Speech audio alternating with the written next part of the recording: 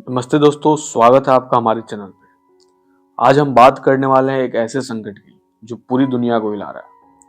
Venezuela और America के बीच का ताजा और बेहद गंभीर विवाद। सिर्फ 5 दिन पहले 3 जनवरी 2026 को अमेरिका सेना ने वेनेजुएला की राजधानी काराकास का स्पेशल ऑपरेशन चलाया और राष्ट्रपति निकोलस मुदुरो को उनकी पत्नी सिलसिला फ्लोरेस के साथ गिरफ्तार करके अमेरिका ले गई।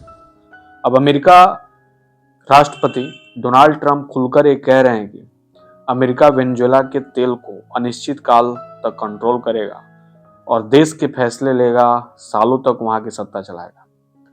क्या यह एक नया युद्ध है? क्या अमेरिका ने वेनेजुएला पर कब्जा कर लिया है या यह तानाशाही के अंत और लोकतंत्र की जीत है? आज हम इस वीडियो में पूरी कहानी बताएंगे, शुरुआत से लेकर अभी तक की ताजा अपडेट्स। अगर आप इंटरनेशनल पॉलिटिक्स, जियोपॉलिटिक्स और विश्व घटनाओं में रुचि रखते हैं तो वीडियो को अंत तक जरूर देखें। लाइक करें, कमेंट करें, सब्सक्राइब करें।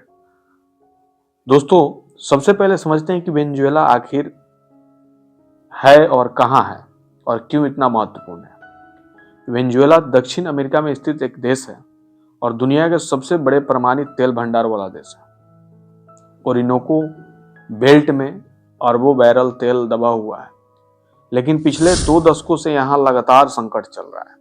ये कहानी शुरू होती है ह्यूगो चैवेज से। 1999 में चैवेज राष्ट्रपति बने। वे सोशलिस्ट लीडर थे। तेल की कमाई से गरीबों के लिए बड़े बड़े प्रोग्राम चलाए, मुफ्त शिक्षा, स्वास्थ्य सब्सिडी। शुरुआती सालों में सब ठीक लग रहा था, लेकिन 2013 में चैवेज की मौत के बाद निकोलस मादुरो सत्ता में आए। मादुरो के समय में तेल की कीमतें दुनिया में गिर गई, भ्रष्टाचार चरम पर पहुंच गया और अर्थव्यवस्था पूरी तरह बर्बाद हो गई। हाइपर इन्फ्लेशन हुआ, यानी पैसों की कीमत लगभग शून्य हो गई। एक रोटी खरीदने के लिए बोरे भर नोट लगने लगे। लोग भूख से मरने लगे, दवाइयां नहीं मिलती थी, सुपरमार्केट के शेल्फ खाली पड़े रहते थे। लाखों करोड़ों लोग देश छोड़कर भागे, कोलंबिया, ब्राजील, पेरू, यहां तक कि अमेरिका की ओर। यह आधुनिक इतिहास का सबसे बड़ा माइग्रेशन क्राइसिस बन गया। फिर राजनीतिक संकट शुरू हुआ। 2019 में विपक्षी लीडर जुआन ग्वाइडो ने खुद को अंतरिम राष्ट्रपति घोषित कर दिया।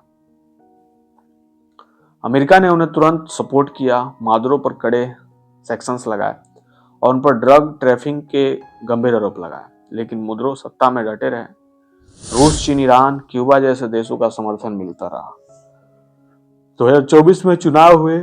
मुदुरो ने जीत का दावा किया, लेकिन विपक्ष और अंतर्राष्ट्रीय पर्यवेक्षकों ने बड़े पैमाने पर धांधली बताया। एक मुद्दों गोजालेज को असली विजेता माना गया। कई देशों ने उन्हें मान्यता दी, प्रदर्शन हुए, दमन हुआ, लेकिन मुदुरो कुर्सी पर बने रहे। और अब आते 2026 की इस बड़े ट्विस्ट पर। डोनाल्ड ट्रंप दोबारा अमेरिकी राष्ट्रपति बने। 3 जनवरी को अमेरिकी स्पेशल फोर्सेज ने ऑपरेशन ऑब्सोलेट रिजॉल्व के तहत काराकास पर हमला किया। मादुरो दंपति को पकड़ा और अमेरिका ले गया। मादुरो को न्यूयॉर्क कोर्ट में पेश किया गया, जहां उन्हें ड्रग, हथियारों के आरोपों में खुद को बेकसूर बताया और इसे अपहरण कहा। ट्रंप ने साफ कहा कि अमेरिका ने वेनेजुएला को फिक्स करेगा, तेल इंडस्ट्री को ठीक करेगा और तेल की बिक्री को अनिश्चित काल तक कंट्रोल करेगा। एक इंटरव्यू में उन्होंने कहा कि अमेरिका सालों तक देश चलाएगा, तेल से कमाई करके अमेरिकी प्रोडक्ट्स खरीदवाएगा और तेल की कीमतें भी कम रखेगा। एक्सपर्ट्स का कहना है कि ओर्नोको बेल्ट के तेल को पूरी तरह निकालने और इंडस्ट्री ठीक करने में 10 से 15 साल लग सकते हैं। यह ऑपरेशन दुनिया भर में विवाद का कारण बन गया है। संयुक्त राष्ट्र सुरक्षा परिषद में गहरी विभाजन दिखी। कई देशों ने इसे अंतर्राष्ट्रीय कानून का उल्लंघन और आक्रमण बताया। वेनेजुएला के गृह मंत्री ने दावा किया कि इस ऑपरेशन में 100 लोग मारे गए और दर्जनों घायल हुए। लैटिन अमेरिकी देशों में गुस्सा है, जबकि कुछ देश चुप है। वेनेजुएला में लोगों की प्रतिक्रियाएं मिलीजुली है। कुछ लोग मुद्रों के जाने से खुश हैं और अमेरिकी हस्तक्षेप को राहत मान रहे हैं, तो कुछ गुस्से में हैं कि विदेशी सेना ने उनके देश में घुसकर ऐसा किया। विपक्षी लीडर मारिया कोरिना मचाडो और एदमुजो गोजालेज ट्रांजिशन गवर्नमेंट की बात कर रहे हैं, लेकिन ट्रंप ने अभी उन्हें सीधा समर्थन नहीं दिया है। अब इससे बड़ा सवाल यह है कि आगे क्या होगा। क्या अमेरिका सच में लंबे समय तक वेनेजुएला को कंट्रोल करेगा?